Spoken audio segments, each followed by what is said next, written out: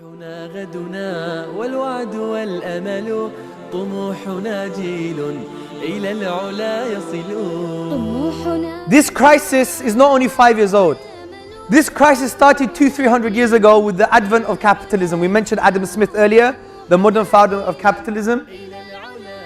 This crisis happened from this disease that has killed and murdered and terrorized humanity for 200-300 years. Wallahi, check the UNDP report. Every 7 years or so, 20 million children in Africa die because there's not enough food.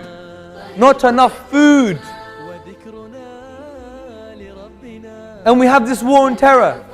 Don't get me wrong, we don't believe in terrorism, it is wrong. But we should have a war on capitalism, on its ideas, because it kills many more people. Millions! And by the way, more people die of dog bites in America than due to terrorism. I don't see a war on canines, a war on dogs. Yeah? So we have a crisis. 20 million children every few years because of no food. 2 billion people living less than $2 a day. 1 billion people having no sanitation. Even in America, 50% of the people require funds from the government. 25% of people need food stamps or they live underneath the poverty ladder. I was in Chicago just a few months ago. And I was hearing a story about a child. She only goes to school because that's her only meal to eat. We were in Africa, in Burundi, the poorest country in Africa. Children had 2 meals. America has become like Africa because of the systemic issues. Now we're not condemning America, we're not condemning human beings, we're condemning ideas here that facilitate this carnage, this destruction. Why is it that we have 60,000 deaths every day just because of bad water and no food?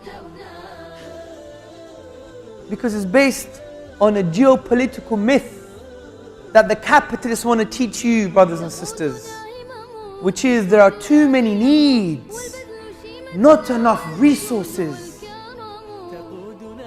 which is a lie.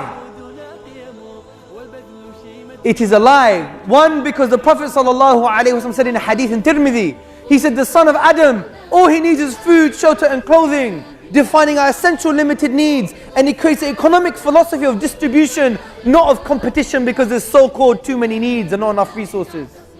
And the Prophet ﷺ 1400 years ago was in line with modern geopolitics. If you look at a study done by the Food Agricultural Organization, they conclude there are enough calories on this planet. There's enough food on this planet to feed 3 planets. Not 1 but 3 planets. Allah Azza wa Jalla is Al-Razzaq. He is the provider. This is why Ali radiallahu anhu said in a very wise statement, when you see a poor person, don't blame Allah. Allah gave us the resources. He's Al-Razzaq. Blame the zalim. Blame the oppressor who's created a system that doesn't distribute the wealth to this person. This is Islam. This is Islam that would change the world, especially by economy, to liberate human beings from the clutches of the slavery of capitalism. طموحنا جيل إلى العلا يصلون.